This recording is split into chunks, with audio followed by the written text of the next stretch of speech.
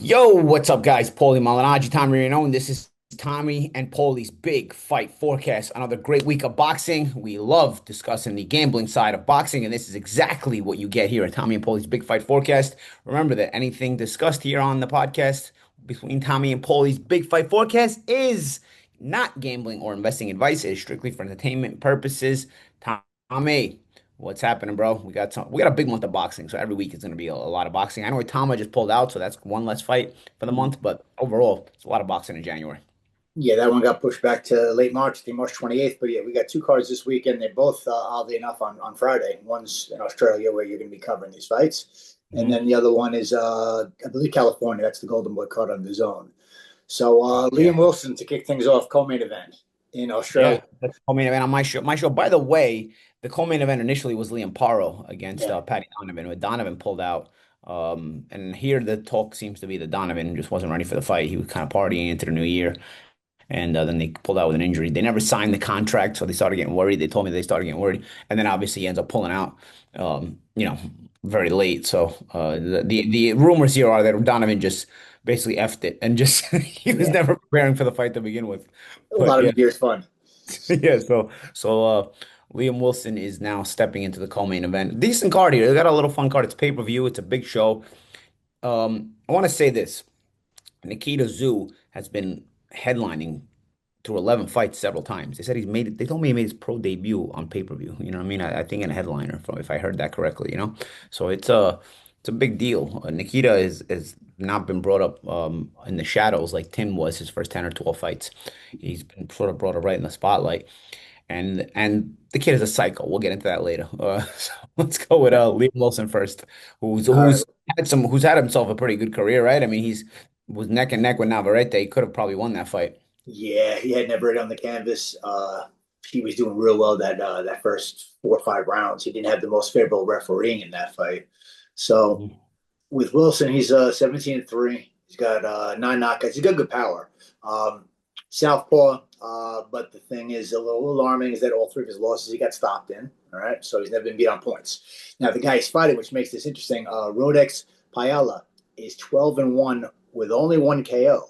But you watch this guy fight, you wonder why he doesn't have more KOs because he's free swinging. He's wild. He's not your traditional Japanese fighter. He actually fights with I'm sorry, he's Filipino. He actually fights with a shoulder roll that he doesn't do too bad from a defensive perspective, and then he'll wing overhands. Yeah, he's got a very strange style. You're gonna see when you're commentating it, and he's fun to watch. 12-1. That one loss, though, he got pretty defeated in pretty one-sided fashion. He was getting beat up a little bit. He likes to fight off the back foot, so I see Wilson is coming forward the whole fight. Um, I think this fight's got points written all over it, and I just don't think this guy's got the offense. Like I said, Wilson's been stopped in all three of his losses. He's never been beaten on points. He's a busy guy. He hits the head and body. He depletes you throughout the course of the fight. But he's in there with a guy that has been 12 rounds a couple times already, even though he's only has 13 fights, and a guy that again is defensive responsible. And then you got to worry about the incoming because I do think he hits harder than one knockout. You don't think anything. You think you got no incoming, but these aren't taps he's throwing. He's throwing big shots. So you got to worry about the incoming still. Yeah, yeah. Mhm. Okay. I think actually it's going to be a fun fight. I think that's going to be a very entertaining fight. But I lean towards Liam Wilson more so in Australia. He's a minus 450 on the money line. But again, I see this fight going the distance. So then you're going to want to go in the direction of points. He's a minus 110. It's almost even odds. So, Okay. as I always discuss, I do different types of parlays. I'll do some in one direction, some in the other as far as backing myself up. And then Yeah. oftentimes they both hit. So I got Wilson at minus 110 for decision. And the fight to go the distance is not bad. It's minus 230 because Okay. again, this guy's got one knockout. If he was to knock out Wilson, and this is a step up fight for him, I mean, that would Yeah. it'd be astronomical odds on that one. I think it's something like plus 700. And you don't see Wilson stopping him. I don't. This guy fires back constantly, so it's not going to get off on this guy. He'll cover up a little bit and make you miss, and then he fires back immediately. He's got a lot of energy, and he's still somehow for a guy with one knockout, he throws with bad intentions. He believes in his Okay. power. So Okay. he's also one of these guys that started fighting 6 and 8 rounders like in his second and third fight. So this guy, Yeah. Yeah. he's battle Uh, tested. yeah. Well, these guys are also mentally strong at that Yeah. point. All And right. even Wilson, Wilson was moved pretty fast. You're talking to a guy that fought for a world title in only his 14th fight or so when he fought Navarrete. And he also fought Valdez. I'm not sure if the Valdez fight was a title fighter or not, but Valdez is high caliber fighter. So Yeah. Liam Wilson has lost when he stepped up to the very upper echelon of the division, but this is But not he's it. performed well. What's that? Yeah, and he's performed well at Yeah, those levels. yeah, Yeah, so he's shown he belongs. All right, so the main event on this card, obviously in the US, you guys get this in the morning, right? yeah. The fight goes over here in Australia. It's Friday night, so it's gonna be Friday morning for you. Nikita Tszyu, and he's only his 12th pro fight headlining on pay-per-view here in Australia. No limit pay-per-view against Michael Zerafa. Zerafa is a guy who on the international shores we've seen him come up short against Quillen and Lara. But in Australia, he's got a pretty good name, pretty good reputation. He's got, Australia's only lost one single time actually. So he's lost every time he's left Australia. yeah, All four of his times that he left Australia, right. he got. But the Kell Brook fight, he did go the distance. So it's at least he wasn't one of those where he just didn't show up every single time. The Well, Kell he did Brook, with Kid Chocolate too, which was a million years ago, but he did go the distance with Chocolate too. he did. I thought Chocolate stopped him. No, I thought he went the distance. He's only been stopped twice. yeah, yeah, we got that. Yeah, that's I That think that's was, you know yeah. what? Maybe it was Chocolate that got him in the seventh round. I think Chocolate might have broke him down. I think you're right. Broken broke him, and Lara stopped him. But Sheffield with Brooke, he actually went the distance. So that sometimes he shows up and he'll be durable. What are you thinking here, Tommy? Well, I mean, I watched a decent amount of footage last night on both guys. Let me just double check. Kell Brook distance. Jeff Horn. Let's not forget. Yeah, he stopped Jeff Horn the first time around. Then he lost. Actually, lost the rematch. And yes, you're right. It was Quillen. Quillen stopped him in the fifth round. Um, listen, stylistically, it's an interesting fight. Nikita Tszyu is a lot of fun to watch. I mean, that guy has a seek and destroy mentality. He's looking to hurt you and get rid of you. And you know what? When I watched him last night, he's got a better jab than Tim, who doesn't use his jab. Tim actually has a decent jab, but Tim really never used it. When I first started watching some footage of Nikita, I thought he wasn't using the jab much. Then I saw, I guess over the course of his last 2, 3 fights, he's really been working on that jab, and he's got a stiff one. He's got a good long jab. He's a southpaw. He gets that straight left hand off quick. That's one thing I noticed. So I wouldn't say that he has hand speed as much as I would say similar to a guy like Mayweather, just quick release where he can get from A to B in a split second and snap your head back. So he's got very quick hand release. And that can be a problem for a guy like Zerafa, who, in my opinion, is a decent defensive fighter, but likes to cover up a lot. And if he gets comfortable covering up a lot, he's going to split the guard over and over again with that straight left And hand. also go to the body. Nikita goes to the body pretty sneakily too. Great point. And when Nikita goes to the body, I mean, it's devastating. It's devastating. He's very heavy-handed, obviously. Throws with bad intentions, obviously, and he's looking to get rid of you at all times. So, none of his 11 knockouts have been by. None of his 11 wins have been by knockout. He's already been in a couple of wars. He's already has only 11 pro fights. He's already been in a couple of wars, so his character has been tested already. He's gotten off the canvas already. He got a couple of fights back. He got dropped in the first round. Got right up. Ate a few more right hands, which he kept getting out on the wrong end, getting out to his left. His opponent read that. He made the adjustment and ultimately just broke this guy down and stopped him, I believe, in the fifth round. So there's a lot to like about Nikita Tszyu, but he is, defensively flawed. He does get touched. And then Zerafa's got a very good jab. Zerafa is just a clean boxer. Everything's straight. There's not a lot of feints. There's not a lot of special effects with his boxing. I do think he slaps a little bit on his shot, so he'll throw a jab cross hook. And the only legitimate punch out of that is a stiff jab where he's just getting it off real quick. So he's got good hand speed, but he slaps with his punches. So I wonder about how hard the puncher he is and if that's going to even bother Nikita Tszyu. Yeah, because Nikita likes to play the position game. He likes to hold his ground when he starts trying to get in your head and trying to break you and trying to basically take your manhood. In that Biggs fight, he went from getting dropped in the first round to holding his ground and pressing that position battle. And I think that is ultimately something that's going to bother an old vet like Zerafa. It's you want to be able to be able to take your time. You know how it is when you're older. You want to be able to take your time, box in your comfort zone, and that's what young guys will specialize in is taking that away because they're so intense a lot of times. And Nikita is a young guy on the come up. He's very intense and very strong.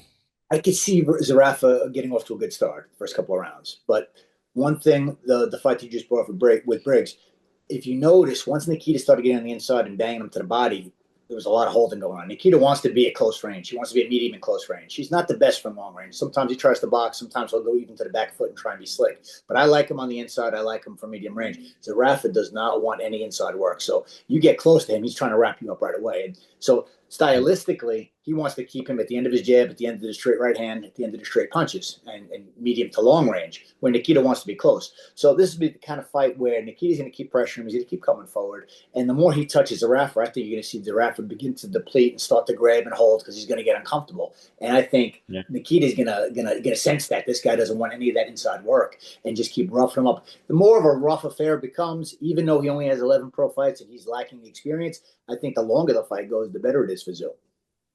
Yeah, yeah, he's the kind of guy who also grows through the rounds and gets meaner even, you know. Yeah. Another thing I was you was we talked about this off air too. We see Zerafa maybe getting off to a good start, maybe even Zoo going down, you know, because he gets hit with some sharp right hands at times. Zoo's defense is a little bit raw and a Mm. little bit unpolished, but he gets up and he gets savagely.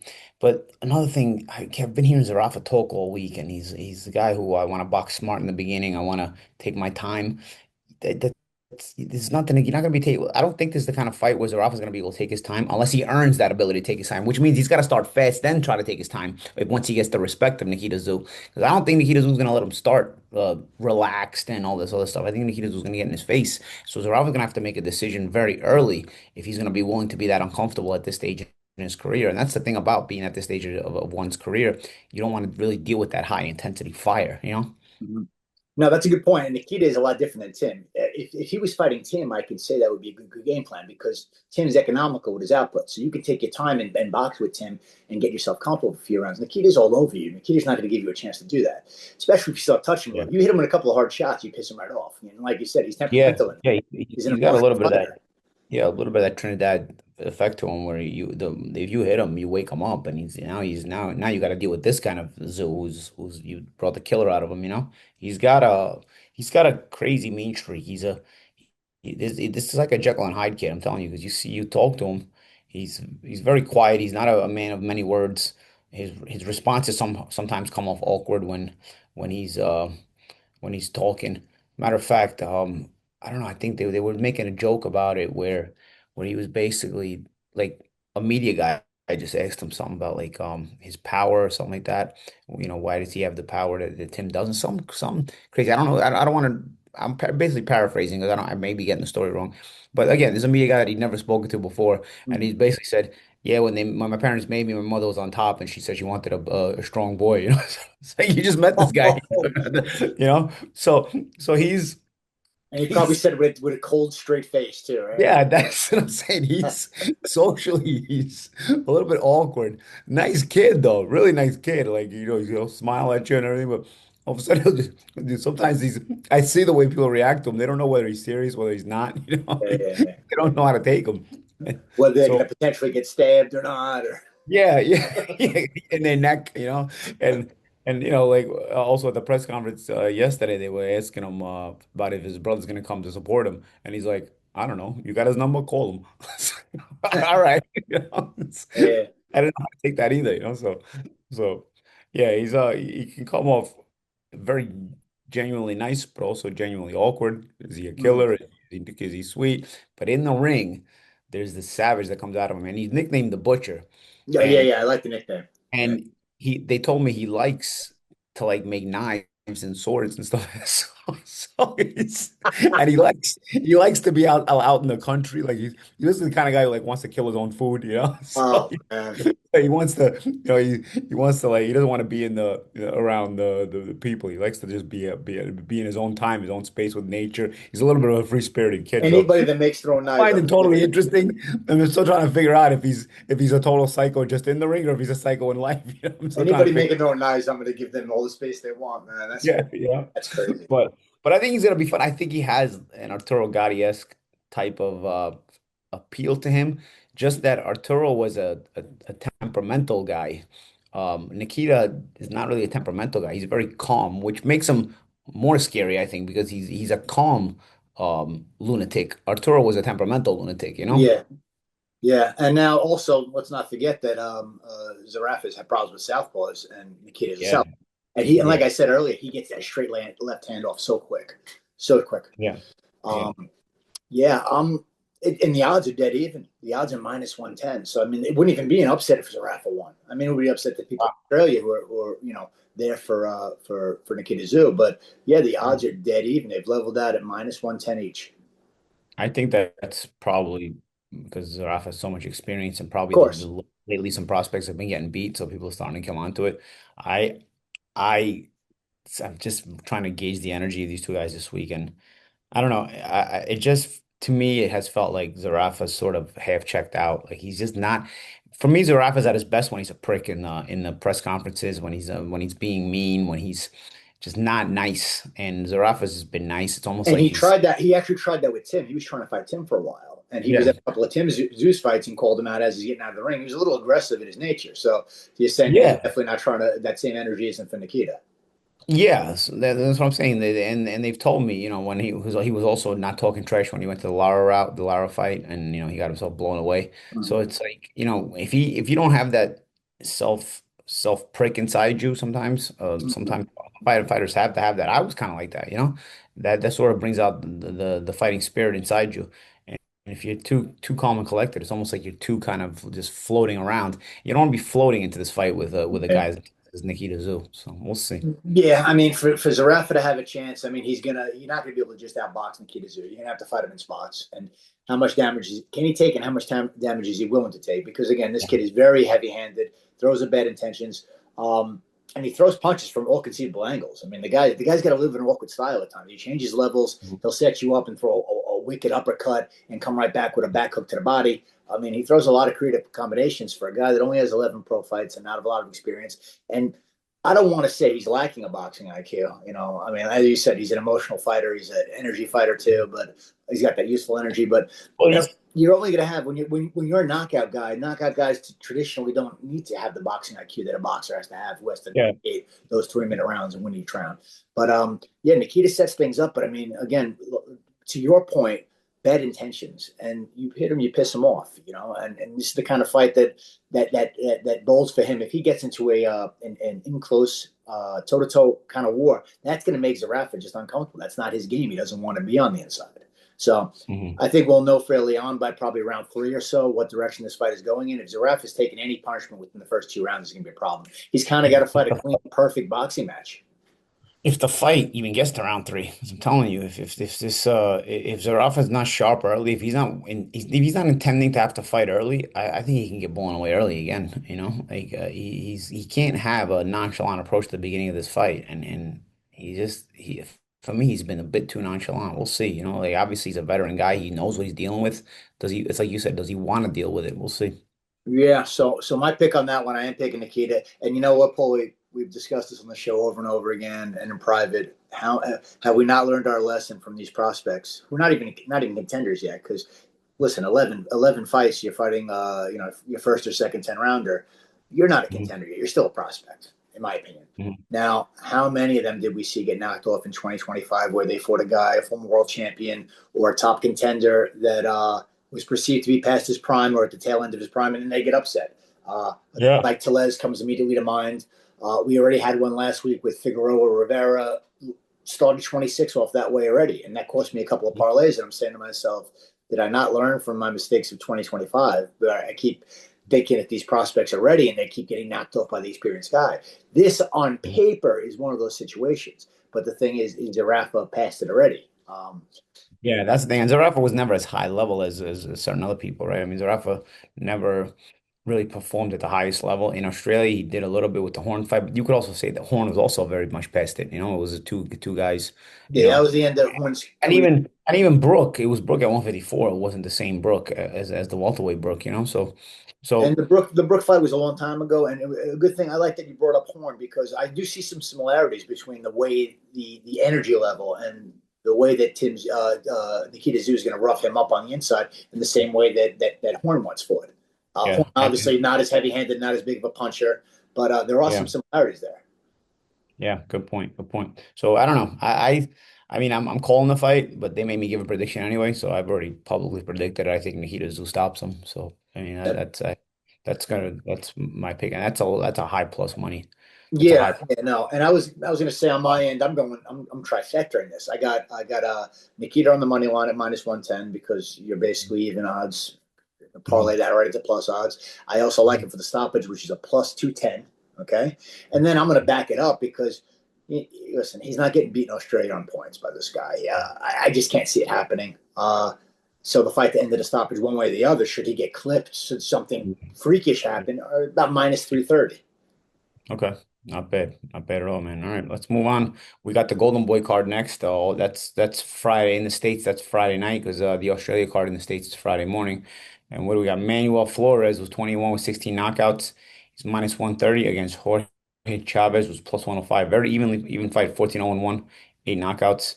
So somebody's actually no, somebody's always might go fighting a guy with one loss, and the It, guy with one loss is a slight favorite, Flores. well, there's a rematch too, Paul. This first fight was a very good fight. So there's a rematch between a draw. That was where the blemish came in on Chavez's record, and Okay.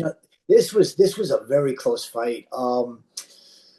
Chavez got off to a very good start. He's the more diverse fighter. He's got good legs. He moves. He counter punches. He got decent hand speed. So he's got more of a skill set than Flores. But Flores came on late in that fight as well. So Flores stole some late rounds. Ultimately, the fight ended in a draw. It was controversial. A lot of people leaning towards that Chavez got jobbed in that fight. Chavez has decent hand speed. He's got good legs. Like I said, he uses angles. Flores is just a prototypical Mexican fighter. He's going to come forward. He's going to throw a lot of punches, put that pressure on you. Fight you hard on the inside once he gets past your jab. So I see a lot of the same in this fight. I think it's going to be, as far as adjustments that can be made. I mean, Chavez has the better skill set. He had the better skill set the first time around. I don't know what Flores can do much more than fight harder. You know what I mean? So I think that neither guy's going to go anywhere. I think there's another distance type fight, but then are we involved in politics again? Because Flores is the A side. He is the golden boy fighter, the house fighter, and it worked out to his advantage the first time around because, again, most people thought Chavez deserved that decision. So So what do you think? I'm Is thinking it a lot a of, distance fight? Distance fight? I think it's a distance fight, yeah, and the distance on that one is a minus 300, so that's not the worst. Those aren't the worst odds. In a fight that I do feel absolutely goes the distance. Mhm.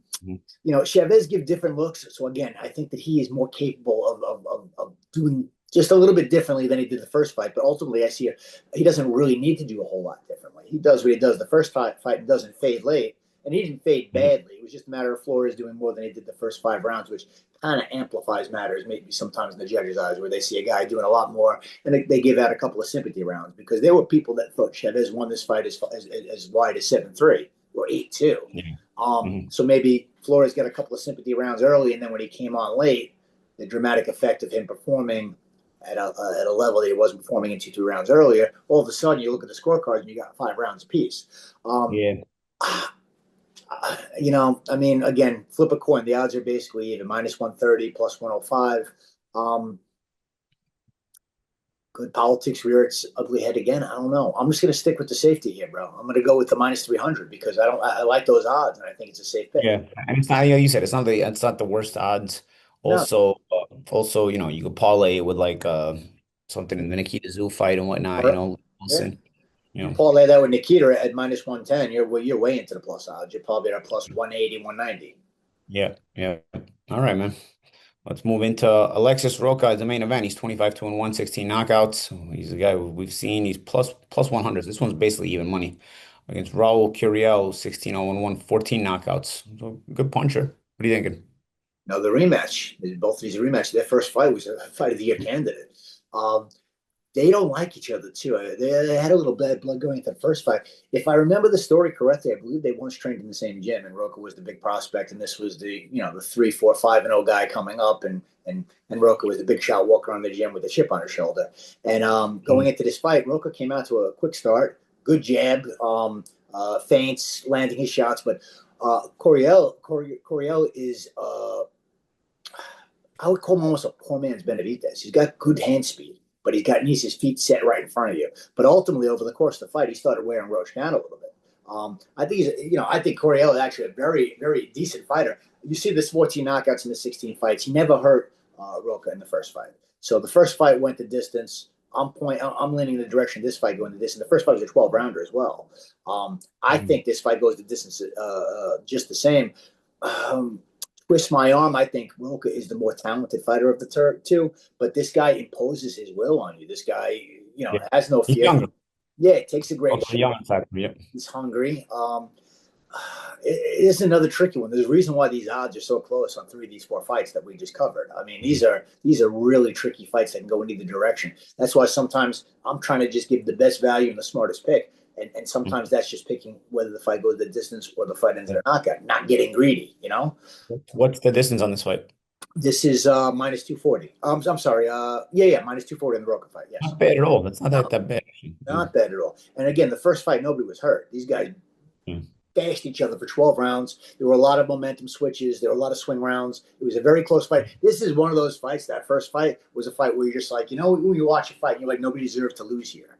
That was like a Yeah. legitimate draw. Like I wasn't sitting there scoring it round by round, but I remember thinking to myself that Rocco did some front running, and then this guy was coming on, but then Roca had some rounds late as well. And I'm saying to myself, I don't know who the hell is winning this fight, but nobody deserves to lose. That's for sure. And I'd like to see it again. So now we see it again, and now we probably end up with a definitive answer. But once again, nobody hurt each other in the first fight. These guys were landing leather on each other.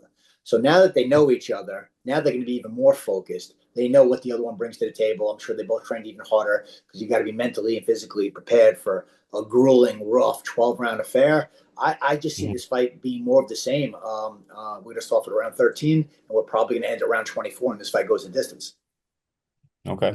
All right, man. That's the show this week, man. So it's some pretty good fights. They're all on Friday, so it gives you your Yeah. Saturday off. If you got a wife or a girlfriend, you take her out on Saturday because there's no boxing, and Friday you get boxing in the morning and nighttime if you're in the States, man. So it's a weekend of boxing. I'm looking forward to it. I may if things work out for me, I may be coming back to Australia. We'll see how things work out, but. Do you know what the walkout time is for Tim Tszyu, American wise, like New York time, for I don't instance? know, but I'll text you. I should have Wi-Fi in the arena, I think, so Okay. I'll text you, keep in touch with you, man. But if I don't have Wi-Fi, then And we I'll don't be know, and we still don't know if Tim is going to be there or not.